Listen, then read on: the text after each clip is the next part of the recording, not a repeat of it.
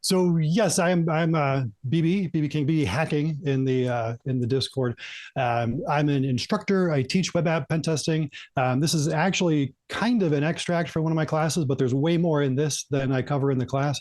I actually have a lab at the end, which is something I'm trying out. We'll have to see how that goes. So if you're interested, you can do some little hands-on stuff because I think you don't learn stuff by hearing about it. I think you learn stuff by doing it. Maybe you're different, and that's okay. But I try to give you something to actually apply this stuff with. So when we talk about Nuclei, it's kind of a web app vulnerability scanner, kind of like I'm not clear. I don't have a clear, concise, like one sentence description of it. And the project doesn't either, which should tell you something. And maybe what it tells you is that it's very flexible and you can use it in lots of different ways. So it's hard to pin down into a category.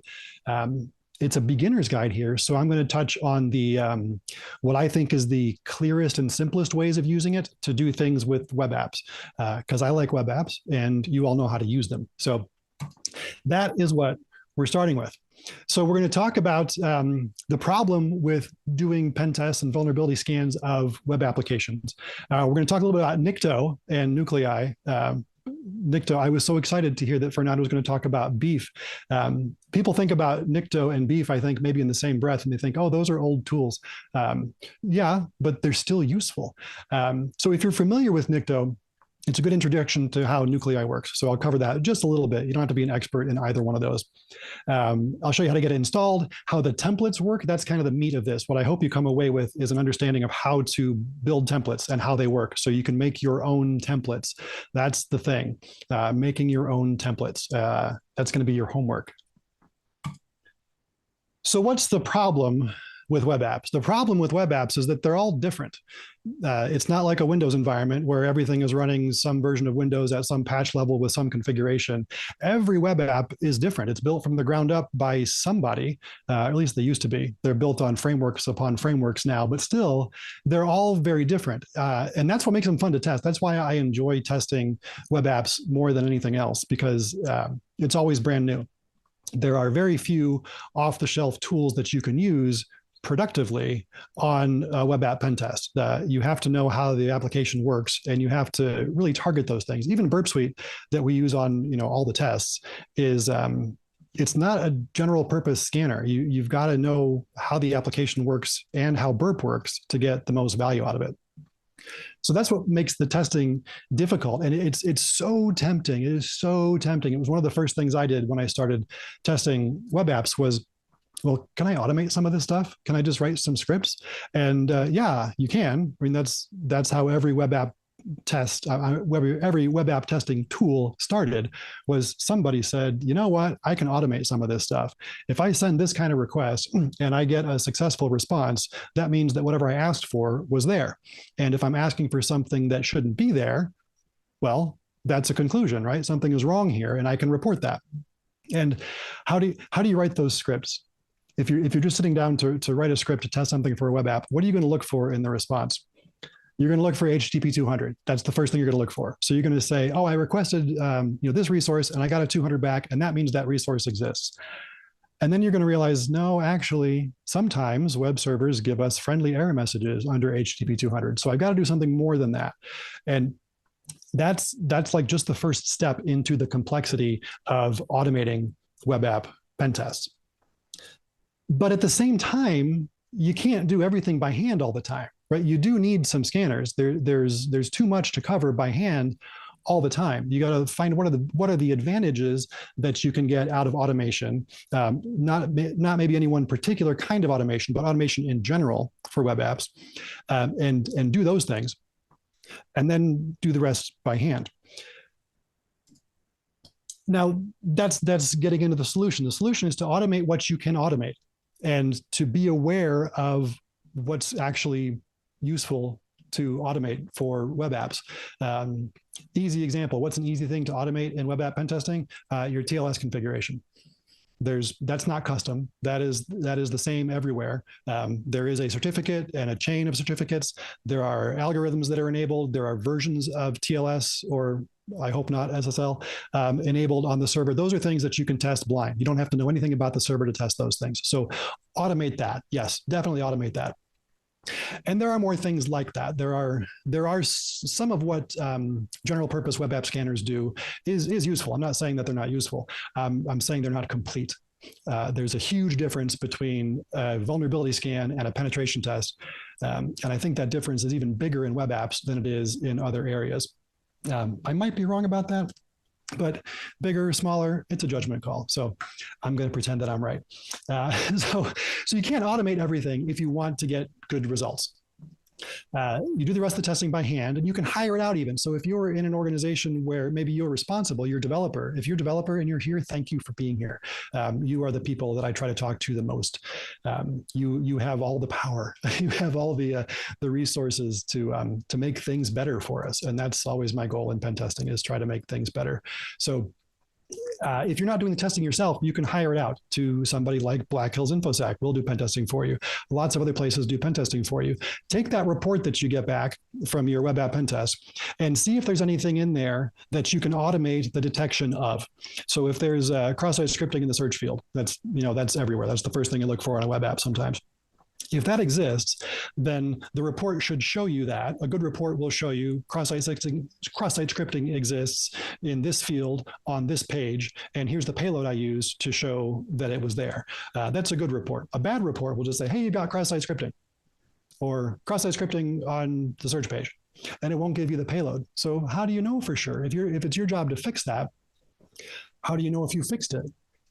If you didn't know it was there already, that maybe indicates that it's not your area of expertise. So you could use some help in figuring out how that worked. So the payload, you get the report back, run that payload and see what happens. And you'll see, oh gosh, look, that script did fire. I do have cross-site scripting there. I understand that. Now write your scanner. Write a scanner that will find that particular vulnerability and maybe give it other payloads too. And then you fix your problem, or you have your developing team fix your problem. And when they're done fixing it, you run your script again. And if they were successful, then the script won't work anymore. It'll work, it'll run, but it's not going to report the problem. So that's good, right? There are other reasons it might not work. Maybe the fix isn't complete, but this is the best we can do with automated stuff, right? So now you have a script that found a real vulnerability in your application, and it's been fixed. So why would you bother writing that script right before it's going to be fixed? Why don't you just test it by hand and then be done with it? The reason is because we're never done. A web application is never finished. It's always evolving. It's always being updated. It's always adding new features, fixing bugs, all that kind of stuff, upgrading, third-party components, adding WebSocket stuff, doing new cool things that we all like to see in our web applications. Improving, exactly. Samson's got it. You're improving all the time. And what happens sometimes when you improve stuff? What happens sometimes when you have a team of developers all working on the same code base? Sometimes a problem that you solved in the past comes back. There's a word for that. It's a regression, right? A bug that comes back is a regression. So what you do with these scripts is you run them with every build, make them part of your CI/CD pipeline, or make it something that if you're the internal security team, maybe it's something you do on a schedule every 30 days, whatever your release cycle is like. Make this relate to that. And maybe all you do is you only look for things you know were fixed. So that script is going to take 10 minutes to run? It's not going to look for a lot, but it's going to look for things you've seen. That's where the value comes in here.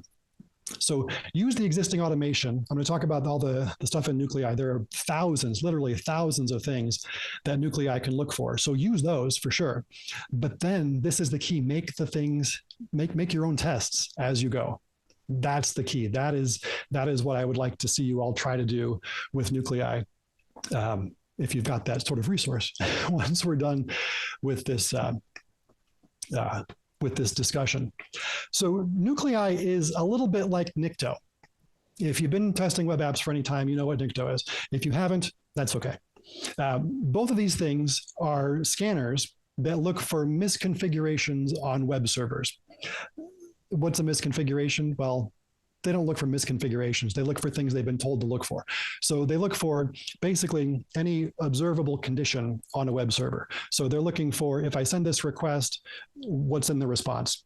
That's basically it. If I request, index.html, does the response come back with a title tag? Something like that. And they look for those things on web servers. Now, Nikto is limited to web servers. I mean, limited. That's it's a big area, web servers. But Nuclei is not. Nuclei does things besides just HTTP. I see that as slightly more advanced, so we're not going to get into the details of those. But there are whole categories of templates and modules available for for Nuclei that will test other protocols. DNS. What? Scanning for DNS? Right. Yeah. Pretty neat. So they're both based on templates, and a template is just a thing that says tells the tool to send a particular request. The request that looks like this to this URI with this body or these parameters or whatever, and then look for something specific in the response. That's all a template is. Both Nikto and Nuclei are very easy to extend. When I was testing in corporate security, the suggestion I had earlier about writing scripts to detect vulnerabilities in the applications that you're testing, that's what I did. I used to do that with Nikto, and it was great. It was so much fun because you could catch regressions like immediately, and people would go, "Oh my gosh, I can't believe that came back. I don't know how it came back," and you look pretty cool for finding it. And then you get to help them figure out where is the hole in your process. Why was that able to come back as a regression? Was there something? Are you not managing your branches well? How did that happen? And getting to the root cause is always the best way, right? To get things solved. Getting to that root cause, then you can fix the cause of the problem and not the symptoms. And they both allow you to run a subset of the test. You don't have to run every test that's available. You can run, I'll just say a subset. They both allow you to run a subset. With Nuclei, you can run individual tests pretty easily, or you can run categories of tests very easily. You can run just all the HTTP requests or all the HTTP requests that are related to exposures. That's a term they use for categorizing some of their templates. With Nikto, every thing that it looks for is categorized some way. So you can tell it to run only this category of tests, and their numbers, because it's Nikto. It's from 2001 command line stuff, so it's a little bit more terse. But you don't have to run everything all the time, though you can. And honestly, there's very little harm in running everything that's available by default. So things that are the same between Nikto and Nuclei, they both have their configuration done by text files. And that's like the HTTP protocol itself. The cool thing about it being a text file is that you can read it. You can just open it up in a text editor and you can figure it out. Trust me, by the end of this discussion, you will know how to read these things. In that text file, you define what the request is, and you identify the key bits in the response. Bits can be literal bits, or they can be strings, or they can be regular expressions. At least I'm not sure if Nikto does regular expressions. It might. Anyway, you're identifying parts of the response that lead you to believe you found what you're looking for. And then you have some words in the template to report the match. So what does that mean? That means if I'm looking for the server status resource on an Apache server, which shouldn't be exposed to the internet, I might put words in the template that say, discovery of server status, and I might have a link in there to the Apache configuration documents that explain how to solve that problem. You can run all the tests at once, or you can just run the selected items. The things that are different, Nikto has been around for 20 years, more than 20 years. It was the end of 2001, I think it first came out. So people have been using Nikto for a long, long time, and it is still actively maintained. Nuclei is only about 4 or 5 years old, but holy cow, it is growing fast. The way Nuclei is architected, if that's a word, is there is the Nuclei itself, which is the thing that runs the templates. And then there's a separate project, which is the templates. And so you people, open source people, the project discovery folks have separated those things. So the activities and the capabilities of the scanning engine are one thing, and the templates are a separate thing. So it's very easy to contribute templates, and that's part of why it's grown so fast. Nikto is written in Perl because Perl is the language of the internet. Not quite so much anymore, but it's how we got here. Perl gets a bad rap, and I defend Perl every chance I get because it's wonderful. Nuclei is written in Go, which makes a lot of sense. If you're starting a tool right now, maybe you don't use Perl, maybe you use something like Go. Nikto does simple matching in the responses, so it doesn't do regular expressions. Nuclei does complex matching. It allows you to do complex matching. So you can do more than just a simple string match. You can do more than just 2 or 3 things. You can be very detailed about what you're looking for in those responses. In Nikto, for every rule, there's one request. It sends one HTTP request, and it gets that response, and it does something with the response. For Nuclei, you can have many requests sent by a single rule. And I'm going to show you why that might be interesting in a couple of slides here. Things might exist in more than one place, so you might want to look for it in more than one place. You have the same matchers, but you're going to request several different URIs to see if those things show up. And in Nuclei, it's not just HTTP. I covered that earlier. And that's all I'm going to say about that. We're not going to get into the other things. Quick thing about the word complex. We talk about complex matching. It's actually complicated matching. It's not complex matching. Complicated means that there's a lot of rules for something, and it's hard to know them all, but you can know them all. So, like a gas engine is a complicated system. Complex means usually that there's something involved that we can't foresee. There are other interactions that we can't predict, or we don't understand how things work well enough to make those predictions. So like the way an animal works, the biology of an animal, that's a complex system.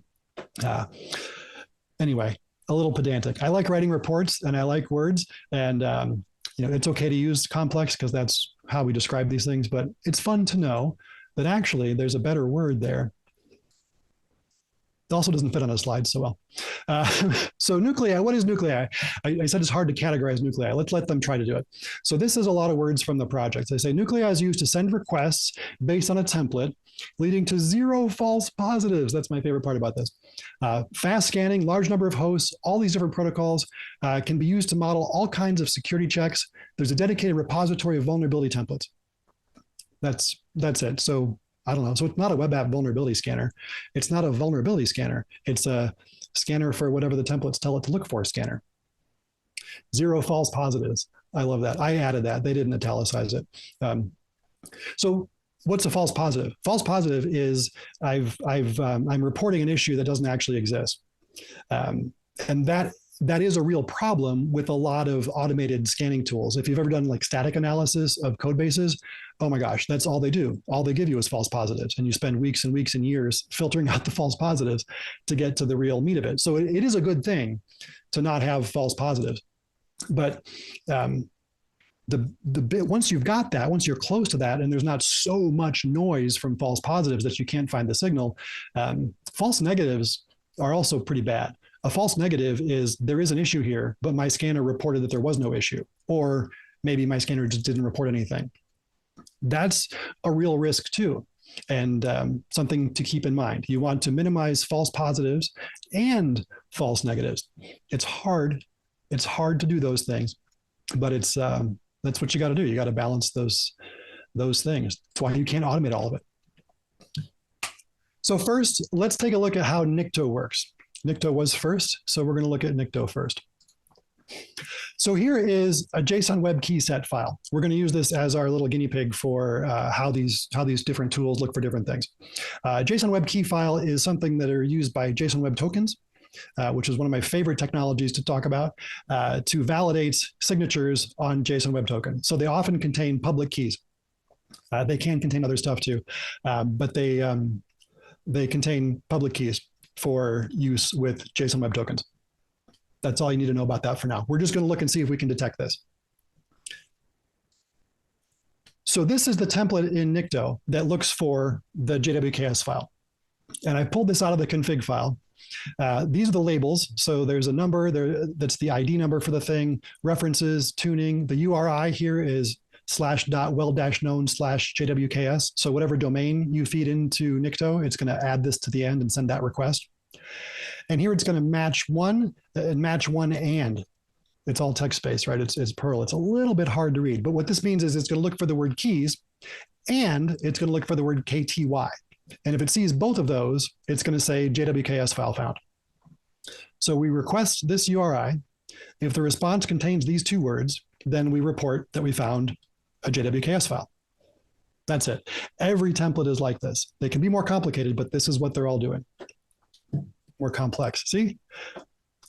It's fun to know, but you don't have to be pedantic about it. So here's that file again. So we're looking for keys and looking for KTY. Look, they both show up in there.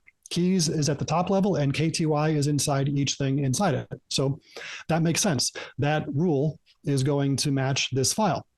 Perfect. Text files, you can just read them. So when we run this, this is what Nikto shows you. And I've got some Nikto hacking stuff in here to so that it doesn't send any other requests. I was trying to get it to send only the one request for the thing I'm looking for that is defined in this line, but I couldn't quite get there. I got close.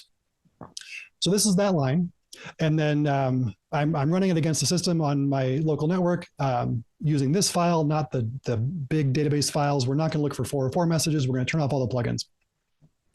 And it runs and it gives me the output. It says, hey, look, JWKS file found. See RFC 5785. So look, JWKS file found. That came out of this. See what? See RFC 5785. So it's kind of self-documented. It tells you that this problem exists, and it tells you where to find more about it. Kind of neat, right? That's what you see when you run Nikto on your own system. On the web server, this is what you see. So this is just a server log from Apache. And these first two requests are the ones I couldn't get rid of. This is Nikto basically just making sure that this thing exists and that there's a web server there. And then it sent this request. It used HTTP 1.1 and it got a 200 response. So, okay, we found something where we looked at it. So you can't tell from the server log what was in the file, but you wouldn't expect to, right? This just shows you that it was a successful response, which is what resulted in this finding over here on the client side. Clear? So you define the request, what I'm looking for in the response, and this is what we get. All right, now let's do nuclei. This is part of the template for the nuclei, part of the nuclei template. It's not the whole thing. Look, holy cow, there's a lot more stuff. And this is in YAML, so it's easier to read than what's in the Nikto thing. So here we're going to use HTTP. We're going to use the get method. And then here there are 6 paths defined, 6 different requests it can send. These are all different places where JSON web key files might be found. And then we're going to stop at first match is true. So it'll send all 6 of these unless it finds it in one of those things. And then it will stop. And then we have the matchers. The matchers are down here. We got 3 matchers. And the condition for them is and. That means all these have to match in order for it to report a finding. So look how easy this is to read. So this matcher is of type word. So we're going to look for a word. In which part of the response? In the body. And what are those words? The words are double quote, KID, double quote, colon. Okay, and the next one is also a word. Where is that? This is going to be in the content type. So this is the response header that tells the browser or the user agent what content type is coming back. And it's going to look for application/JSON because that JWKS file is a JSON file. And then also we're going to look for another one called status. This is the HTTP status code. And we're going to look for a 200. So this is defining the response a lot more precisely than Nikto is. Nikto is just saying, did I get a response and did it have these words in it? This one is saying, did I get a response? Did it have these words in it? Was it also JSON? And was it also a 200? Now, I don't know if the 200 is necessary, strictly speaking, because if it's not a 200, you're probably not going to get the other stuff, but why not, right? If the server gives a different response and the key file, then the systems that are designed to automatically look up and use that key file might fail also. So it's a good assumption that we're going to have a 200. So multiple matchers, multiple requests possible. And here's that key file again. And we're looking for KID in quotes, and here it is again. And then we're also looking to see if it's JSON and 200. Make sense? Now, hang on a second. Did you notice the difference?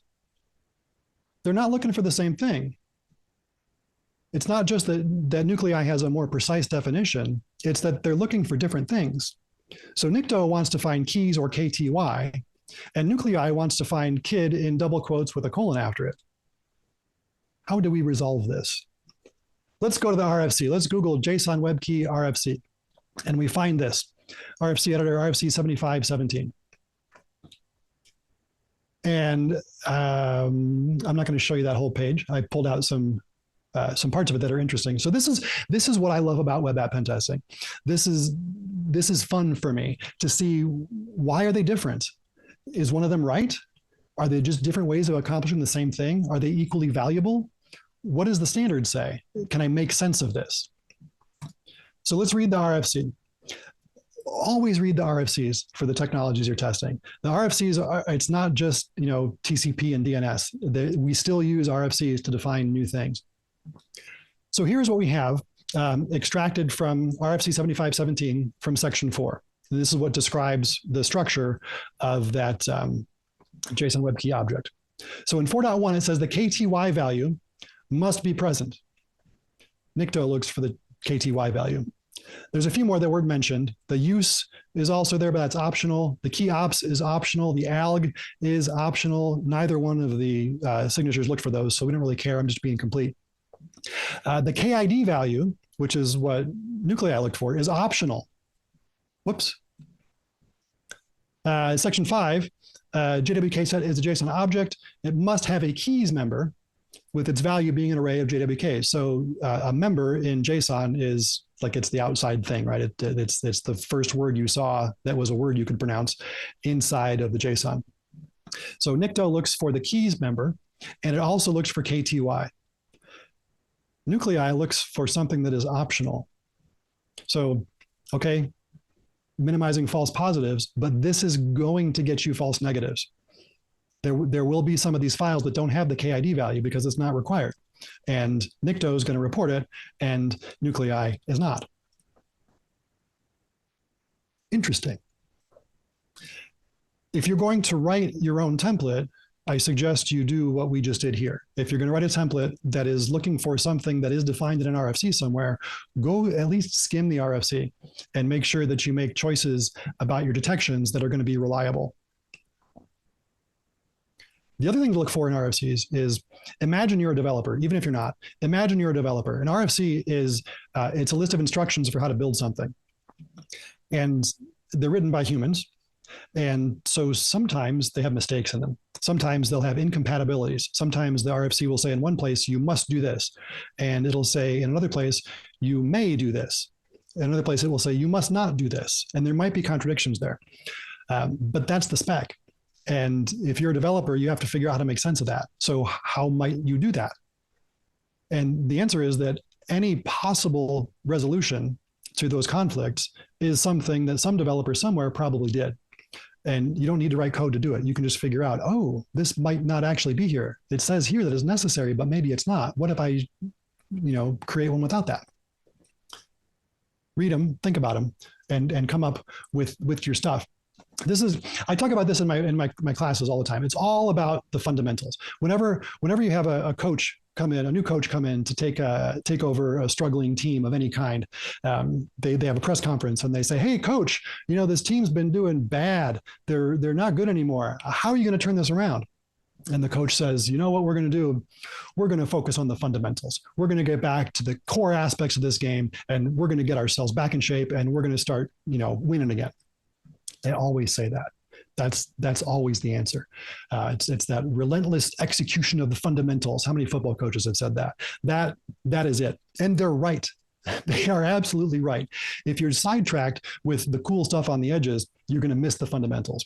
But if you know the fundamentals, the cool stuff on the edges kind of just comes. You'll be more flexible for pen testing, for anything in our world about computers and applications. The better you know the fundamentals of how things work, the less you'll be tripped up by new technologies because you've got a good foundation. All right, so back to the Nuclei view of reporting that JWKS file. Here's how we would run that. Nuclei-U, here's the thing you're looking for, -T, this is the one template I want to run. And this is the output that we get on the command line from Nuclei. And it says, hey, look, JSON leak, flow, here's where it is. And if you look in the server logs, you'll see there's 2 requests this time. There's one here looking for JWKS.json, but that got a 404. So nothing matched. So the template says, if the first one doesn't match, try the second one. The second one went and it got a 200. And also, you can't tell from here, also it did match. So we had 6 different URIs to check, but we told it to stop on the first match. We got a hit on the second one, so it didn't run the other 4. That's smart. That's nice. That's useful and helpful.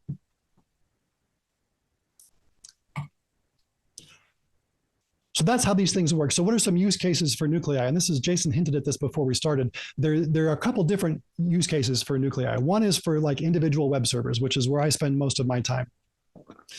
You can scan those things with all the public templates and just let that go. While you're doing other things, just let that scan go and look at the results when the scan is finished. And you're getting efficiencies there, right? You're doing some manual stuff. You're clicking through the application, trying to understand the business logic. How does it work? What's important? Where's the sensitive data? All that stuff. While Nuclei is looking for all these predefined issues. And then you can trim out the problematic ones. What's a problematic one? A problematic one would be one that maybe crashes, or maybe there's a whole category of things that you know for certain aren't ever going to be on that server. So maybe you cut those out to save time. Pay attention to the output and make sure you're getting good output in a reasonable amount of time. Don't worry too much about optimizing. Don't worry too much about cutting out tests that you don't need, because how much time are you going to save? Computers are fast, and so they can do a lot of things in a short period of time. And it's not always bad to have that extra stuff in there. And the risk is that if you cut out too much, you'll miss things. And then create your own templates based on the pen test results that we talked about earlier. Run those things on a schedule, or run them in the CI/CD pipeline, or run them right before your next pen test, right before you hire somebody to come back in and pay them a lot of money to test your application. Make sure you don't have regressions from the last time. Money savers. Your CISO their ears will perk up. Oh, you're going to save me money? Okay, yes, go take a Nuclei class. If you're scanning a collection of servers, and collection just means more than one. It can mean 2. It can mean your entire IP space. Scan these again with all the public templates. There are workflows. There's a thing called workflow in Nuclei.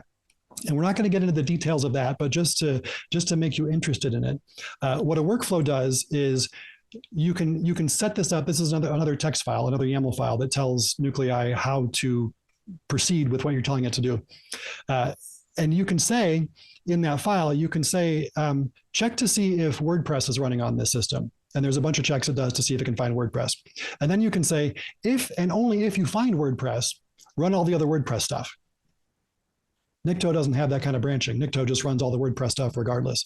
So you can focus on things that you actually have there without actively disabling templates or actively omitting them. You can have a workflow that intelligently skips over things that don't matter. You can scan by deployed technologies. So do you have SharePoint? Do you have, I don't know, do you have Secret Server? Do you have, what do you have that's out there that there might be templates for? If you know what's on the system, you can target it with those things.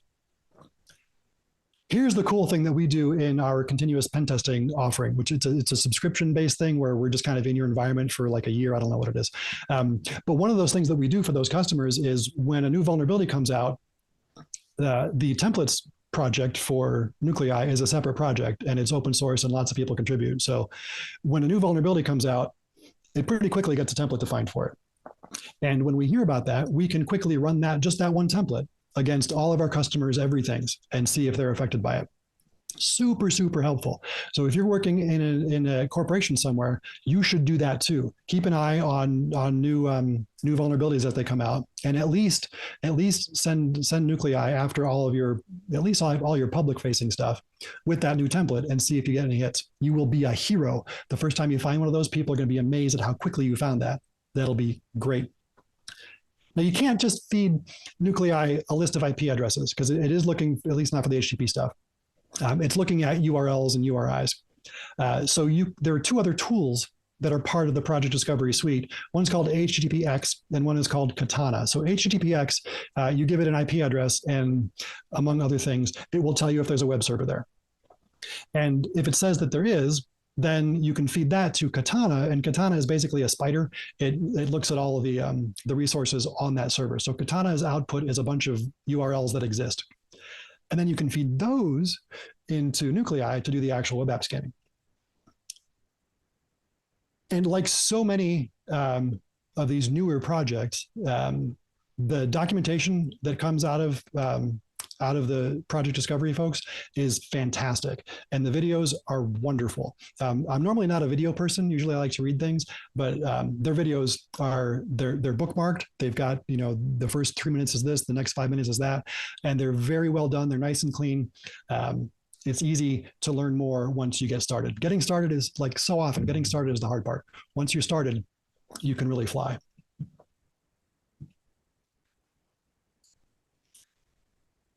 So here's the Nuclei setup. If you want to play along in the lab that's coming up, you could do this right now, or maybe you have it somewhere already. You can do it later if you want to. The lab won't go away when we're done. So you need Golang version 121 or higher. It's recommended to install that by the project. They recommend that you install this from go.dev itself, not from the package manager on whatever system you're using.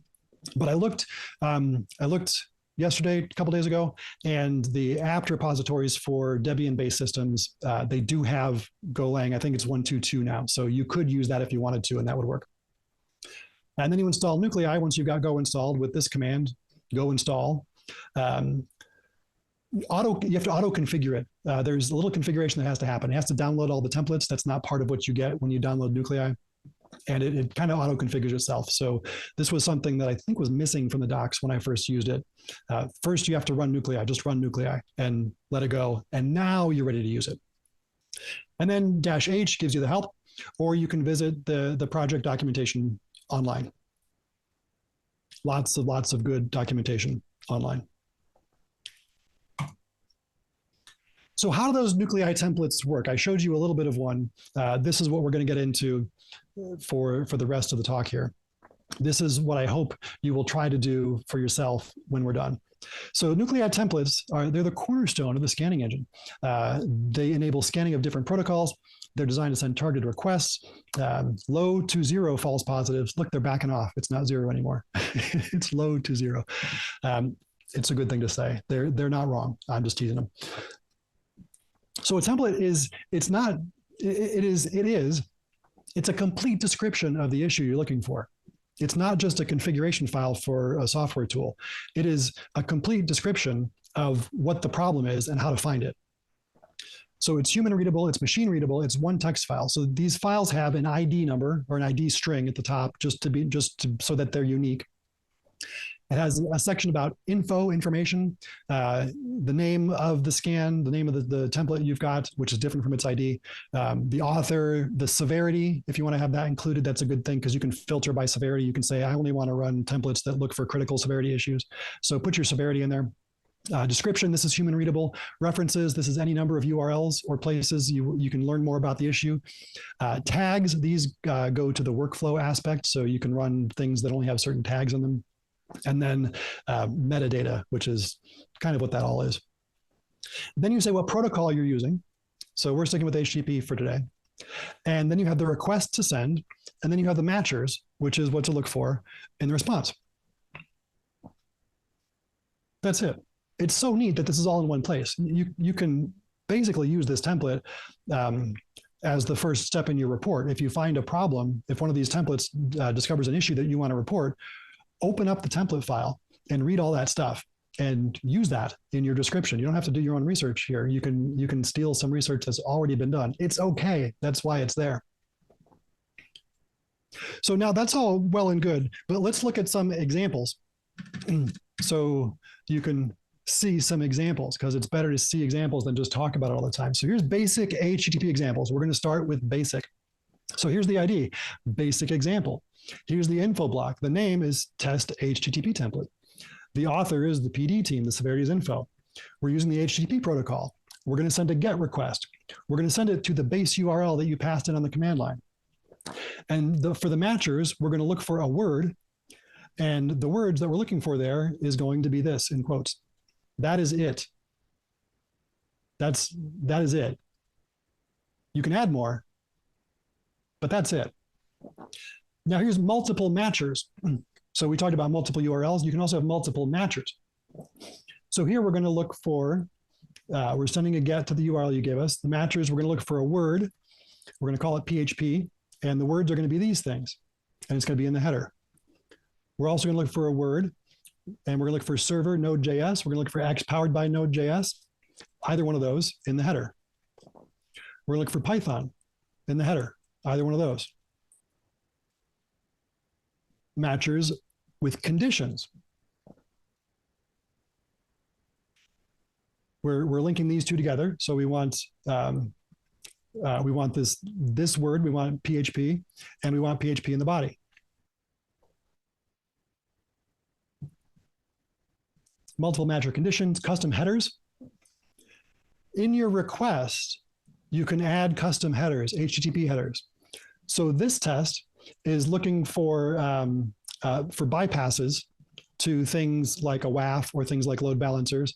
And it's going to add these headers. In the request, we're going to have X client IP is localhost, X remote IP is localhost. So these are all things that can sometimes be used to trick a server into thinking that you are sending the request from the server itself.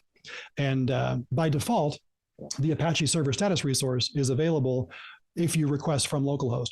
So if you have a misconfiguration somewhere between the internet and your web server, one of these things might get you get past those things and let you see this resource you shouldn't otherwise see. And then in the response, we're looking for these words, both of those words. We can also send post requests. They don't have to be GET requests. Here's the body, admin equals test. So this is as if we had submitted a form with a parameter called admin and we type the word test into that form field. That's what that looks like. So you can send post requests. There's time-based matchers. You can see, did I get a request faster or slower than a certain thing? So much stuff that you can have in these guys.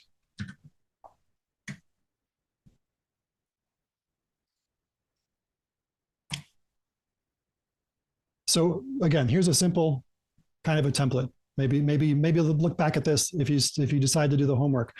Maybe use this as your base for the template that you'll create. So the ID, give it some ID. Info, you don't need the info. We're going to send a GET. We're going to send it to the base URL, and we're going to add whatever to the end of it. And we're going to look for words in the body. That's it. So here's your homework. Your homework is to define a Nuclei template for the Apache server status page.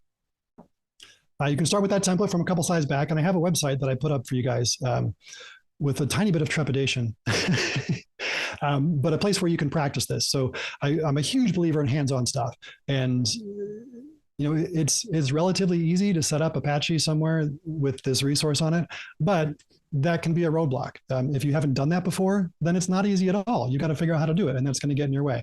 So I did it for you, and this is available here for you to test with. So look at that URL, decide what's unique about the response, and set up matchers to notice those things, and then run it. So you run your own custom template by running nuclei-u to cybertoes.com, and -t is the template. And if you need to give it a path to your template file name. So this would be a couple levels down. You could have your template file name.yaml in the current directory, and then it would just be / your template file name. So whatever you pass to the -t parameter is a resolvable path to your template file. And if it doesn't work, figure out why it didn't work and repeat it. If it does work, figure out if there's something else you could add to it to make it work better, make a more precise test. So by that, I'm talking about maybe look at the response code, maybe look at the content type in the response, just something else, just as an exercise. And then, of course, there's an existing template for this. You're not doing new work, but who cares? It's new to you. Write your own. And then when you're satisfied with that, then, only then, look at the one that's in the project. And you can do that on the command line by itself by -t giving it the template, and -td, I think, stands for template description. It will dump the template to your command line or to your standard out. So you can read what that template looks like that way. We're about to wrap up, but I gotta say, I'm a little tiny bit nervous about this. So there is nothing on that server except what I told you. I just spun it up yesterday, maybe the day before. It's not connected to anything. There's no data on it. There's no hidden puzzles on there. They're all out in the open. And so don't beat it up. All right, let's let it live on for everybody to get a chance to play with this thing. So there's the server status resource. There's also the JWKS file is on there. So if you want to run Nikto and Nuclei to look for the JWKS resource, like we did at the beginning of the webcast, you can do that too. So either of those things are fine. Try to limit yourself to just those two resources, but do whatever you want with those resources in order to achieve the things I've talked about in this discussion. To see for yourself what I showed you in screenshots at the beginning, and then hopefully write your own template and just have that experience of writing your own template and having that satisfaction. So very briefly, there is, so this is the key file /well-known/JWKS that exists. And then here's server status. And this is the limited version of server status. So hopefully I think I've got it set up so that you won't see each other in here. But you might. And if you do, be nice. Don't be the guy that makes John call me and tell me never to do this again. Use it for good. Use it for good, and don't beat it up too much. I'll leave it up for a while. I don't know what that means, but probably no more than a week. And if anything does go wrong with it and it starts getting messy, I'll take it down then. So please don't make John call me and tell me that I made a mistake by doing this. I trust you all. You're all nice people. And that is it. That is the whole it. So I have two classes I've got linked on here, anti-siphon training. Modern web app pen testing is available on demand. Reporting for pen testers is available on demand. There's a follow-up web app pen testing internals, which is gets into some more of the detailed stuff. Like if you enjoyed looking at that RFC about what's in that keys file, you will love the web app internals class. Right now, that's only available at Hackenfest live in Deadwood in, what is that, October? But it will be available on demand relatively soon. So if this was at all useful to you, maybe take a look at those two things also. And this is maybe the most important thing in this whole issue. There is never enough time. You all took an hour out of your time, hour and a half, some of you, to come and hang out with me, and you could have been doing a million other things, and there are probably lots of other stuff pulling at your attention, and you made time to be here, and I appreciate that. That's not nothing. I hope this was useful to you. Ask me questions in the Discord. I'll go back and see, make sure that we get as many answers to as many questions as we can, and I really do appreciate you being here. And if you don't know who Dan Gear is, look him up. Look him up. He's interesting. Well done, BB. Yeah, well done, BB. Yeah. Great job. Looks like we have time for Q&A. So if you have questions and you don't feel like they were answered, now's the time to put it into the Zoom Q&A. Yes. So that way we can track it, because sometimes what I'm about to say is going to make Discord very noisy for a second. If you did not check in for Hackett, now is the time to check in for Hackett to make sure you get credit for today's webcast. What's Hackett, Jason? If you don't know what Hackett is, it's when you attend 10 of our webcasts and 20, 30, 40, and 50. We keep track of that. And then in Discord, so it's live in Discord, and you engage, we keep track of that. And then once you hit 10, you get a reward from our store. We mail it to you for free. Same with 20, 30, Physical 40, 50. things. Yeah. Like this one's the one for 30. Yeah. You get the special shirt. If I see you at a con somewhere wearing this shirt, we're going to be best friends. There's pencils and stuff. Oh, yeah. Too cool to do cybercrime. Anyway, that was giving you an opportunity to ask your questions. Yes. All right. So, BB, are you ready for questions? I am ready. All right. If you have questions, feel free to ask them inside the Zoom chat. All right. Do you have any advice for setting up a simple authenticated scan with Nuclei? Last time I checked out the docs, I could not see how to configure it. Just simple form based off. I believe, I could be wrong, but I believe this is an area of active development in Nuclei right now, that there is a way to have your scan log in somewhere and keep that cookie. Now, by default, Nuclei keeps all the cookies that come back from the server during normal interaction. But to get that authenticated cookie, I know that you can log in. I know for sure you can log in and get a cookie and pass that to Nuclei. But what they've been working on is having Nuclei automatically log in for you. So I know it's possible. I don't have the details of exactly how to do that yet, but it is definitely on the short list to get going. Deb, do you have one? Which one did you ask? I was not paying attention. It was do you have advice for Okay. setting up simple? I do. Okay. Yeah. Can Nuclei use a .nessus file for its input like Eyewitness can? Can it use a .nessus like Eyewitness can? I don't think so. That's not something I've tried. So I guess I shouldn't say I don't think so. I guess I should say I don't know for sure. Mm-hmm. Can you throttle how fast Nuclei sends the transactions? Throttling is there throttle? I've never looked to see if I can throttle it. There's got to be. I'm sure that there is a throttling option in there. I just kind of let it go, and nobody's complained too much yet. But now I feel like I should know that. I should be more responsible. Our friend Maho has a question about your class. Okay. Has enough. So he took it a while ago, and he has enough change that he should take it again. He thinks he took it around 2020, 2021. So the original class isn't much different. I wouldn't take that again. But the second one, it's called Modern Web App Pentesting, Web App Internals. That is all new stuff, and that is based largely on things that people who took the first class wanted to hear more about. So that would be the perfect follow-on. I got another question to go along with the class, and then we get back to just since they go together. Yeah. If someone takes your class on demand, do they get CPE credit? Yeah. The on-demand platform gives you all that stuff, keeps track of your time in there. You do get certificates for that. Yep. Okay. I have a question. Well, there's a question in Zoom. Can we use Nuclei to do vuln scanning on an Azure cloud service? Yeah. And anything, what I showed you is for any HTTP server anywhere. And Azure is pretty liberal about their pen testing policies. So yeah, as long as it's your own resource or one that you have permission to test, yeah, this is perfect for that. Can Nuclei follow multiple redirects? It can, yes. By default, there is a default number of redirects that will follow. I think that number is 3. It might be 5, but it is configurable on the command line and also within each template. So in a particular template, you can override it and say, redirect, follow, 5 redirects or 10 redirects if you've got something that's ridiculous like that. But yeah, it does follow some by default, and you can control that. All right, I'm about to ask so this is going to sound self-serving as a Black Hills InfoSec person, but a person said, our organization needs to start pen testing, but not sure where to begin. Help, please. Any information will be accepted. So if you go to blackhillsinfosec.com/contact us, it will set up a call with one of our business capture teams, and they will tell you all the things you need and don't need to get started. And then if you're not ready for it, we're not going to sell you something that you're not ready for. Like, that's not who we are as people. But Phoebe, do you have any advice for that as well?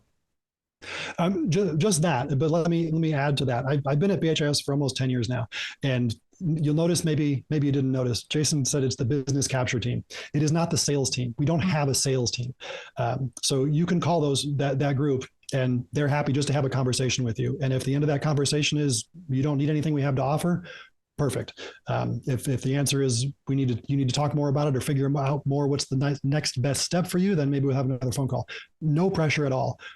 We are, all of us, really in this to make things better. And if we can help you make things better, even if we don't end up doing the work for you, that's something we want to do. Yeah. Cool. Deb, did you have one? Well, a very important question. Someone wants to know what is in your background hanging from your hooks. Oh, the hooks, not the what's in the. Yeah, those are hoodies. Hoodies. I thought I was going to say they've got to be black hoodies. I'm confident that one day it will be cool again, and I'll be able to wear them. But right now, it's not. Yeah. All right, BB. Do you trust the community templates out of the box, or do you review what they're doing to target any stories of adverse impacts from a template? Yes, there are some adverse outcomes from some templates sometimes. So some of the templates will crash. Sometimes they crash Nuclei itself. I haven't had one crash a web server. I haven't had any real trouble against targets. They tend to, there is by default, it will not run, I can't remember what the word is, but like invasive templates, things that would actually cause trouble by default. When you say run all templates, Nuclei says, yeah, but not these. And you can override that. But I would do that carefully. Look at them, make sure you know what they're doing. Go slowly with that before you turn those things on. The one thing about the the public templates, and that's a great question. Showing some awareness that a lot of people don't have is how can I trust all this stuff? How do I know that it's okay? Well, the templates repository is managed by the project discovery team, and they have some kind of review they do for those things. And the templates that come out of that are signed. So at the bottom of each of those templates, you'll notice there's a bunch of gibberish. That's a digital signature that lets Nuclei make sure that this is an approved template, something that's had some review. So it won't, by default, run templates that don't have that signature on there. So they do try to protect you. They do try to look out for that. They're aware that that could be a real problem. Another interesting thing about the templates is that they can call other programs. So in your template, you can have it call a Python script on your local system to do extra processing or something like that. So these templates can have a lot of access. You do want to be very careful about where you run these and what you do with them. But they do try to be responsible about what they enable by default. So the light mode that's being used right now is by Ryan. I was going to mention not a serial killer. It's not helping, Ryan.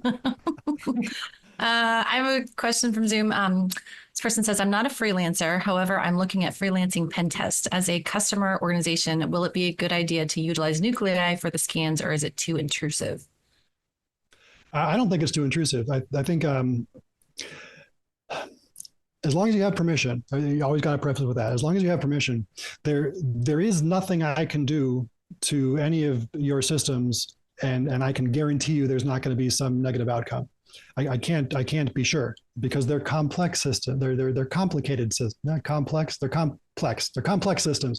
I can't predict all the inputs. So even just running a plain port scan sometimes can cause problems. So don't ever make it your goal to say, I will do this test and there will be no bad outcomes. I will do this test and there may be bad outcomes, and you're going to absolve me of responsibility for those in exchange for doing the work. So be careful and run it against your own system. So you can run things against the system I've got up there for you today.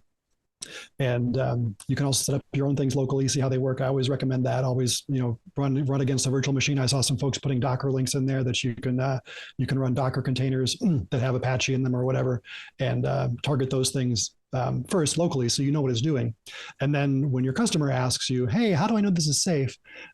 You'll have some facts of your own to lean back on, and not just, oh, I think BB said something about this on the webcast. You'll have your own experience with that, so you can give them the right answer for their situation. Mm-hmm.